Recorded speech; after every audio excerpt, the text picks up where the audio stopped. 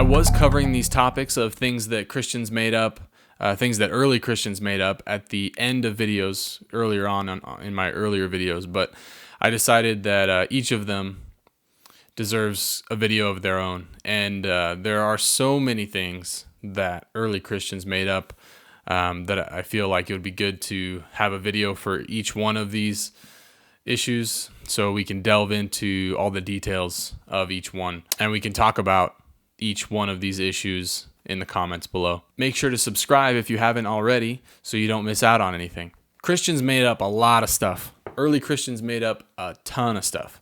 But this issue in particular is one of, in my opinion, the most significant things that early Christians made up.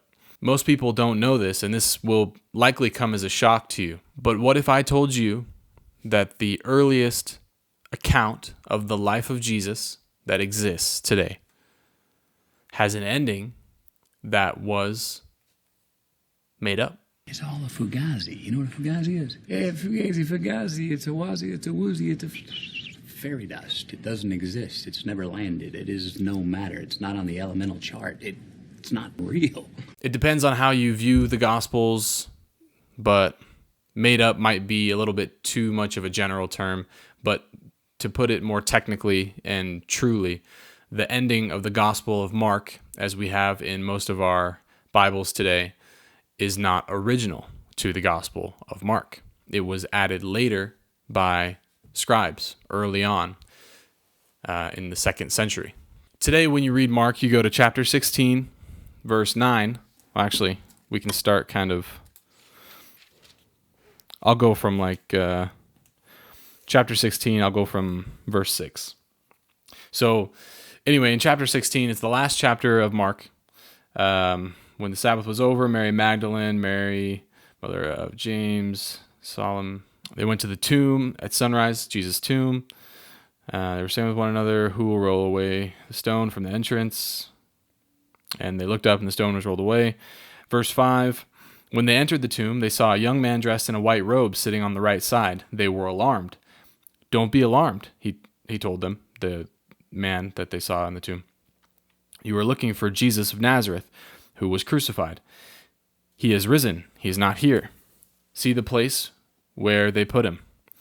But go, tell the disciples and Peter, he is going ahead of you to Galilee. You will see him there just as he told you. That was verse 7. Verse 8, they went out and ran from the tomb, because trembling and astonishment overwhelmed them, and they said nothing to anyone, since they were afraid. That's verse 8, and that is the ending of the original Gospel of Mark. In verse 9, it continues in mostly all of our Bibles today. It continues with, early on, the first day of the week, after he had risen, he appeared first to Mary Magdalene, out of whom he had driven 7 demons. She went and reported to those who had been with him, as they were mourning and weeping. Yet when they heard that he was alive and had been seen by her, they did not believe it. After this, he appeared in a different form to 2 of them, walking on their way into the country. And they went and reported it to the rest, who did not believe them either. Later, he appeared to the 11 themselves as they were reclining at the table. He rebuked their unbelief and hardness of heart, because they did not believe those who saw him after he had risen. Then he said to them, go into all the world and preach the gospel to all creation. Whoever believes and is baptized will be saved, but whoever does not believe will be condemned. And these signs will accompany those who believe. In my name they will drive out demons, they will speak in new tongues, they will pick up snakes. If they should drink anything deadly, it will not harm them. They will lay hands on the sick, and they will get well. So the Lord Jesus, after speaking to them, was taken up into heaven and sat down at the right hand of God. And they went out and preached everywhere, while the Lord worked with them and confirmed the word by the accompanying signs. That was all added about 130 years-ish after the gospel was written. Verses 9 through 20 are made up in large part. A lot of this is taken from other Gospels and the Acts, and perhaps other texts that were available to the scribes at the time in the 2nd century when this was interpolated. The scholars use the term interpolate because it's hard to speak of the truth. The truth is actually hard to know, of actually what occurred in history. So interpolate kind of conveys the idea that we can't opine, we can't give an opinion on what is the truth, but it was interpolated. The text was interpolated because it was not original to the Gospel of Mark, but was added later. Thus, it is an interpolation. And so I when I learned this was quite a shock to me that the earliest Gospel does not, in fact, have any account of Jesus appearing to anyone, not a soul, not one person, not any solitary individual. Jesus did not appear to anyone after his resurrection, nor did he say anything about handling serpents. Okay, like I said, we don't know for sure, but if a scribe is writing this in the 2nd century, it's likely based on things that he heard from other people or things that were written down somewhere else. So I don't think that Jesus said this. Jesus probably didn't say anything like we have in the ending of Gospel of Mark to these people that are specified after his resurrection. This is an interpolation and likely untrue, in my opinion. And I do believe Jesus existed, and he said a lot of things, but this is not one of them. These words, I don't believe, came from the lips of Jesus. It's a tricky business, this manuscript tradition. Look into it. It's an interesting topic, even if you're not Christian, hence my position. I'm kind of just interested in this topic. I like classics, and I like diving into archaeology, ancient history, ancient manuscripts. I like it. I don't know what it is, but I just like it. So actually, it's not only this interpolation, but there are actually, in total, there are 4 endings to the Gospel of Mark. As you look at all the thousands of manuscripts in Greek alone, okay, if you are looking at all these manuscripts, there are 4 different endings to this gospel. This is the traditional ending. Most manuscripts have this ending. So you might think, well, since most manuscripts have this ending, then maybe this was the original. Not so fast. As you study how the scholars do this, you'll understand that it's the fact that most manuscripts contain a certain reading of something does not indicate with any certainty or with much degree of certainty at all that that was the original reading. The oldest and most quality Greek manuscripts, Codex Sinaiticus and Codex Vaticanus, do not have this ending. I personally have held a 1-to-1 replica of Codex Vaticanus, which I can share with you the photo that I took and the video of the manuscript itself, and it does not have the ending that we read here in our Bibles today.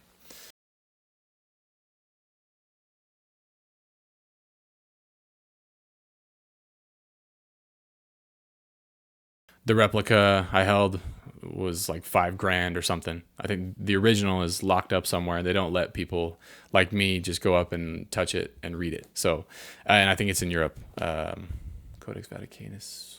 I don't know where they have that right now. I'd have to look that up, but I doubt they're going to let me look at that. But I did get my hands on the replica, and that was pretty cool. But yeah, this is not in there. There's a huge space on the last page of the gospel where they could have written something, but there's nothing there. It ends with verse 8. And I know I'm just a YouTuber. I'm just a dude. I have a bachelor's degree in science. I'm mostly self-taught in all this stuff. So, I mean, you don't really have to listen to me. But you should read the scholars. Bruce Metzger, Bart Ehrman, Eldon Epp, D.C. Parker, Kurt and Barbara Alland, Christian Bernard-Anfou. These authorities of New Testament textual criticism are the people that you should be reading about this. It's easier for me to tell you, so you don't have to actually go to the library, find these books, buy these books, and read the Greek and the German and all this stuff that you have to tediously go through and read sometimes.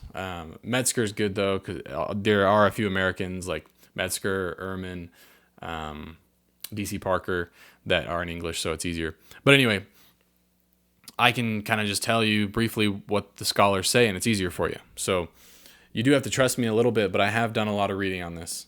And I can tell you that most scholars agree with me, and I am listening to the scholars, really, and I'm making my own assessments, but I am heavily influenced by the scholars as well of textual criticism. And this traditional ending to the Gospel of Mark was an interpolation. It was not original. And anyway, so I won't belabor that point anymore. I'll go through the 4 different endings of the Gospel of Mark so you are aware of them. A lot of this will be coming from Metzger's book on the issue, which includes information about the issue, a textual commentary on the Greek New Testament, and this is going to be on pages 122 to 126. So let's see, we have the traditional ending of Mark is present in the vast number of witnesses, including A, C, D, K, W, X, Delta, Theta, Pi, and Omega, 99, 112, F, 13, 28, 33.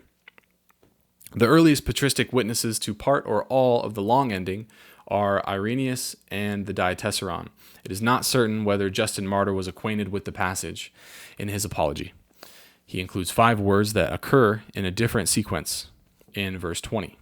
So that's the traditional ending. That's what we read from 9 through 20, from verses 9 through 20. And as I mentioned before, it's not present in our oldest and best Greek manuscripts, Vaticanus and Sinaiticus. It is not present in the Old Latin Codex Bobiensis, the Sinaitic Syriac manuscript, 100 Armenian manuscripts, and the 2 oldest Georgian manuscripts written in the 9th century and the 10th century. Clement of Alexandria nor Origen show knowledge of the existence of these verses whatsoever, and Eusebius and Jerome attest that the passage was absent from almost all Greek copies of Mark that they had. These people are quite important in the early formation of the church, the people that I just mentioned, most of which are church fathers. I'll add that really no scholar in the past century asserts that this is actually the ending of the original Gospel of Mark. And Metzger notes not a few manuscripts which contain the passage have scribal notes stating that older Greek copies lack it, meaning the ending here from verses 9 through 20. And in other witnesses, the passage is marked with the asterisks and obelisks, which I spoke about in another video. When the scribes thought something was spurious or not original, they would put like an asterisk or an obelisk or this kind of symbolic indicator that the text was questionable. So he's saying not a few manuscripts, meaning like more than a few, contain these indicators. He says these are the conventional signs used by copyists to indicate a spurious addition to the document. So those are 2. I just covered 2. So the traditional ending, which is what I covered initially, which contains verses 9 through 20. And then the one that I just recently went over, just essentially the manuscripts that lacked the ending and the reasons why, the evidence, both the patristic evidence and the manuscript evidence that the ending from verses 9 through 20 is not original. That would be considered another ending. The ending actually, in that sense, would conclude on verse 8. And so the third ending, which several witnesses attest to, including 4 uncial Greek manuscripts of the 7th, 8th, and 9th centuries, as well as Old Latin K, the margin of the Harleian Syriac, several Sahidic and Bohairic manuscripts, and not a few Ethiopic manuscripts, continue after verse 8 as follows. So this is a unique ending, not the one we have in our Bibles, going through verse 20, not the one that ends in verse 8, but another ending. In those manuscripts that I mentioned, they continue after verse 8 as follows. And Metzger adds with some trifling variations. Quote, these are from, and this quote is from the those manuscripts I mentioned, largely with some slight differences. But they reported briefly to Peter and those with him all that they had been told. And after this, Jesus himself sent out by means of them from east to west the sacred and imperishable proclamation of eternal salvation. And then most of those manuscripts I mentioned continue with verses 9 through 20 after that one insertion of that text that I just read you. So that would be another ending, the third ending that I'm reviewing today.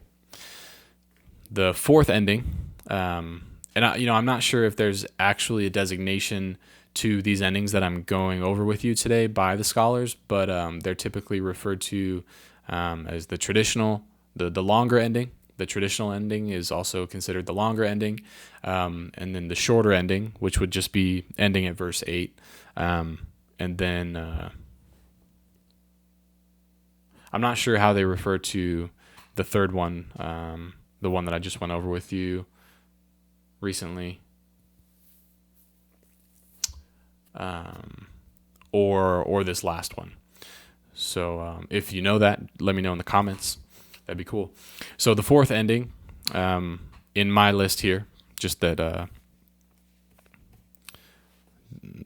in this arbitrary pattern that I'm going over with you, the fourth ending in the 4th century was traditional and also circulated according to the testimony preserved by Jerome in an expanded form, preserved today in one Greek manuscript, Codex Washingtonianus, which includes the following after verse 14.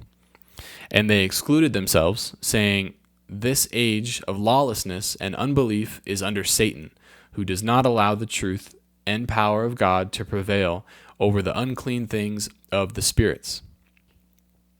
Or another manuscript shows, "does not allow what lies under the unclean spirits to understand the truth and power of God.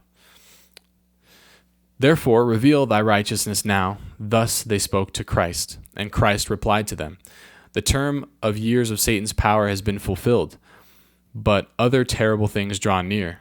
And for those who have sinned, I was delivered over to death, that they may return to the truth and sin no more, in order that they may inherit the spiritual and incorruptible glory of righteousness which is in heaven." So that is the fourth ending of Mark. So just pick and choose, whichever one you want, whichever strikes your fancy. All the words of God are different here. Anyway,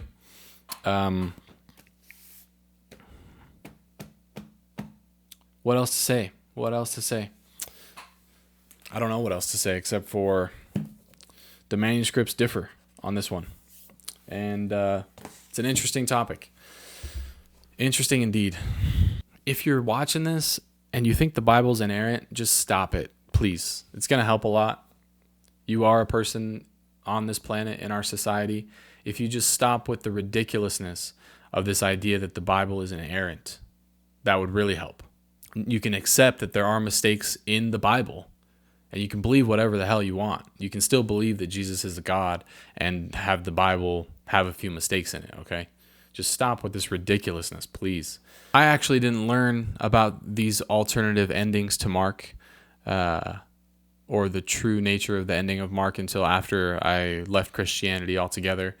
But if I did learn this as a believer, it would trouble me significantly knowing that the original ending of the earliest extant gospel does not contain any eyewitness reports of the resurrected Jesus. There's no record of Jesus coming back to see anybody at all, truthfully, in the earliest gospel that exists. It's a little kind of daunting, a little troubling. The author of Mark does, however, understand that Jesus is God. There's no doubting that, really, I think.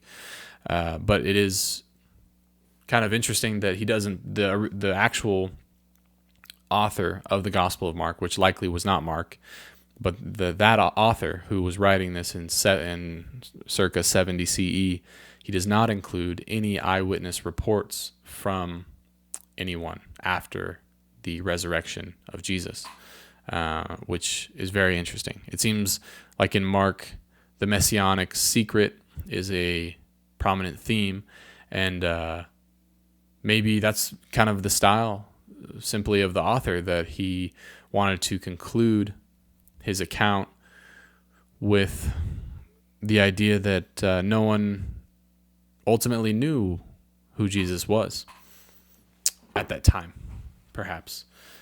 You do see themes in the Gospel of Mark of Jesus telling people not to speak of the miracles he's done. He heals someone or performs a miracle and says, don't tell anybody about this. No one really gets who he is throughout the gospel, even the disciples themselves. And perhaps that was his form of ending his account of the life of Jesus, circa 70 CE, that no one at the time ultimately understood the role of Jesus on earth. And I'm fine with that. Like, I don't appreciate other people coming in 100 years later and manipulating the original account of somebody. I don't appreciate that at all. And I'm not even a believer. If I was a believer, I would be irate to understand this and discover this.